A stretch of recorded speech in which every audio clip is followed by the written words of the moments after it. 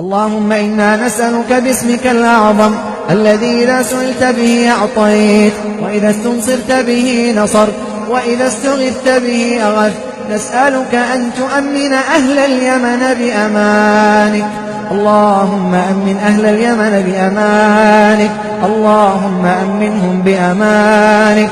اللهم أمنهم بأمانك. اللهم اكلؤهم بكلئك. اللهم احرسهم بعينك التي لا تنام.